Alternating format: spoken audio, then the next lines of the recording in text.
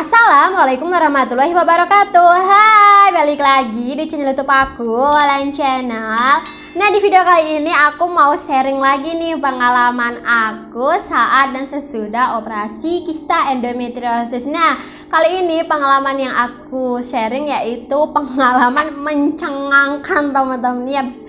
Jadi itu ada beberapa momen juga yang mencengangkan ya teman-teman saat aku melaksanakan tindakan operasi ini, teman-teman. Nah, kira-kira pengalaman mencengangkan apa aja? Terus saksikan video ini ya. Nah, jadi teman-teman, di saat operasi aku yang kedua yaitu secara LO ya, secara laparoskopi, itu kan aku kan setiap kita kalau operasi gitu kan pasti dipasangin yang namanya kateter ya, nggak yang buat jalan selang yang buat pipis itu loh teman-teman, yang nanti ada kantongnya gitu kan. Nah, kan aku pengalaman di operasi pertama itu sakit ya teman-teman saat dilepaskannya si kateter ini saat kita mau pulang. Nah, kalau saat pasangnya mah kita nggak tahu ya, nggak kerasa karena kita kan sedang dioperasi tuh waktu dipasang. Nah, tapi waktu dilepaskannya, dicabutnya dari alat vital kita itu tuh ternyata rasanya tuh sakit teman-teman. Nah, jadi di operasiku yang kedua ini teman-teman ya, saat aku udah mau pulang gitu kan. Nah, kan kateternya kan mau dicabut nih ya sama perawatnya, nah gitu kan. Nah, di saat itu pun ya perawatnya itu tuh laki-laki, seingat aku teman-teman, yang disuruh buat mencabut kateternya ya. Kan aku udah pengalaman sakit gitu kan. Nah, saat orangnya ini mau mencabut itu kan aku tanya gitu ya, Mas sakit enggak gitu ya, namanya barang asing gitu kan ada di dalam tubuh, saat dicabut ya mungkin ada rasa nggak enak kayak gitu kan. Terus aku aduh pasti ini sakit. Nah, bener ada teman-teman lah, masnya ini tuh nyabut selangnya itu tuh perlahan, pelan-pelan, bener pelan ya, mungkin dia niatnya tuh biar nggak sakit makanya pelan-pelan, tapi bagi aku itu kayak itu sakit banget, saking aku jengkel ya teman-teman ya, saking karena aku kesakitan gitu kan, nggak tahan, pelan-pelan akhirnya aku bilang gini, udah mas stop, lepas biar aku sendiri. Nah, itu nih momen mencengangannya tuh di sini ya, menegangkannya gitu kan. Jadi tanpa pikir panjang setelah aku bilang mas dah stop, berhenti biar aku sendiri gitu ya. Di situ kan ada ibu aku, orang tua aku juga, lu ngapain gitu kan, biar aku sendiri aja yang jabat soalnya itu sakit gitu kan. Akhirnya tanpa basa-basi teman-teman, tangan aku langsung aku megangin selang kateternya, langsung aku tarik tuh lagi teman-teman. Rasanya mending kayak gini deh, itu malah rasanya tuh tidak terlalu sakit ya, cuma kayak juga gitu, tapi tuh nggak yang parah yang kalau kita pelan-pelan itu malah tambah sakit teman-teman. Kalau kita langsung tarik itu ya udah langsung lepas gitu teman-teman. Nah, itu satu orang tuh bisa kayak tegang semua, astagfirullah kok berani-beraninya tuh sakit enggak ya sakit, tapi tuh mending gitu loh, sakitnya tuh sebentar ketimbang ditarik pelan-pelan tuh sakitnya lama teman-teman. Sumpah itu menegangkan banget saat itu. Lanjut pengalaman mind blowing selanjutnya yaitu saat aku operasi kista yang pertama teman-teman ya. Operasi kista yang pertama itu kan aku secara laparotomi ya, secara sesar. Nah, jadi momen menegangkannya itu saat aku di ruang tunggu mau masuk ke ruang operasi yang utama gitu ya. Biasanya kita kalau sebelum masuk operasi utama kan ditaruh kayak di ruang operasi tunggu dulu gitu kan, ditempel-tempelin macam-macam kabel. Nah, jadi ya teman-teman, sebelum aku operasi kan udah dikasih tahu ya sama keluarga juga kalau operasinya aku tuh tindakan secara LO ya, laparoskopi operasi kecil, karena mau ngambil suntuk aja. Tapi tahu teman-teman, saat di ruang tunggu itu ya teman-teman ya, saat aku udah mau masuk ruang utama, dokter utama atau dokter yang mau mengoperasi aku itu datang ke aku teman-teman sambil bawa hasil USG kayak gitu kan. Beliau bilang kalau ternyata ada kista besar ya. Jadi aku baru dikasih tahu gitu kan kondisi kista aku seperti apa di dalam tuh saat itu teman-teman. Nah, jadi mau tidak mau itu operasinya diganti, yang awalnya LO laparoskopi diganti secara laparotomi.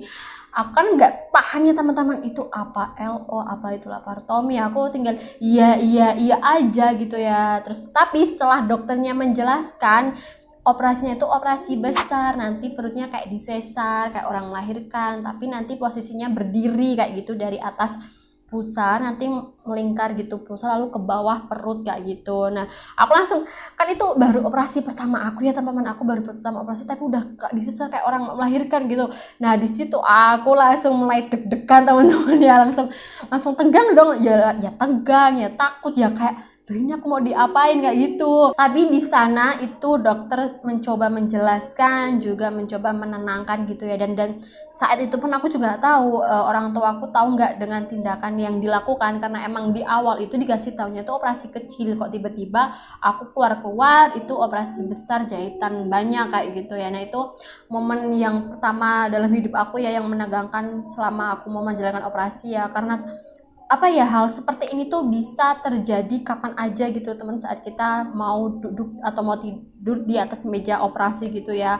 Plan A tiba-tiba bisa berubah ke plan B gitu ya, tergantung situasi dan kondisinya. Nah itu menegangkan banget sih menurut aku teman-teman ya, rasa takut, rasa bingung, rasa khawatir, kalau kenapa itu campur aduk. Lanjut, pengalaman menegangkan yang ketiga yaitu disuntik antibiotik. Nah ini tuh bener-bener menegangkan, kan setuju nggak? Ayo di sini yang pernah ya operasi ya, pengobatan di rumah sakit, waktu nginep disuntik antibiotik, rasanya seperti apa aku tuh masih ingat teman-teman. Jadi ya teman-teman, kalau kita rawat inap gitu ya, kita misal habis operasi gitu kan, pasti kan luka gitu kan, ditakutkannya nanti ada iritasi, ada bakteri atau apa gitu kan ya, makanya kita dikasih antibiotik ya nggak? Kita kalau sakit luka gitu kan dikasih antibiotik gitu kan.